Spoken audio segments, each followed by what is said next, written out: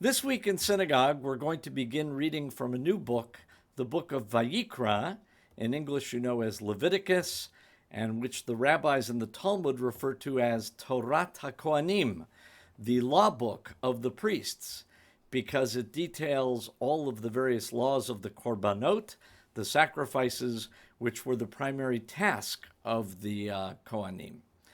A number one question that I get when I speak to church groups is, if Jews followed the Torah, what they sometimes refer to as the Old Testament, why is it that you don't do sacrifices anymore if they're clearly detailed there?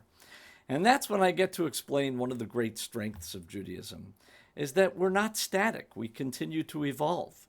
In fact, even in the latter biblical period, the prophets were already growing a little bit uncomfortable with the sacrifices. The prophet Hosea says, Chesed chafatzti v'lo zavach. God says, I want your loving kindness, not your sacrifices. The prophet Isaiah says that God is getting sick of all of these sacrifices.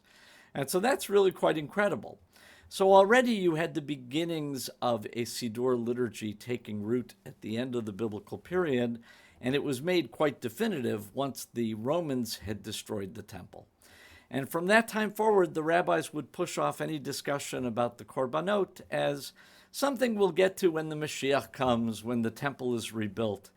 And I sensed that they were really satisfied that we had moved beyond the sacrificial system and had a much more spiritual connection in our Judaism with what we know today as the Siddur and all of its liturgy. So that is a great strength of Judaism. The upcoming Passover Seder in just a couple of weeks is a great example of this. When we could no longer do the Korban Pesach, the Paschal offering, the rabbis a couple thousand years ago invented the Pesach Seder, the Passover Seder, which is probably the most widely observed tradition amongst the Jewish people. It's a very powerful ritual because we get to retell our story as a people. And that's why we still read about the korbanot, even though it may not be that relevant to us today, because we continue to retell our stories, even of the ancient past, because that determines our identity. That tells us who we are. So that's the strength of Judaism. We learn from the past. We don't just disregard it, but we come up with new ways to honor that past and to adapt and make Judaism more relevant in the future. Something that synagogues are busy doing a great deal today in the wake of the coronavirus.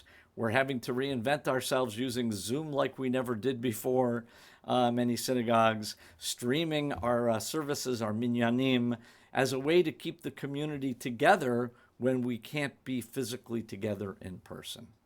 So that is Judaism's great strength, and that's how we manage to face this crisis and any crisis that we have to deal with head on. So I hope you have a great Shabbat with your families. Again, we won't be in person this week, but I hope to see you online. And so let me wish all of you and your families a Shabbat Shalom.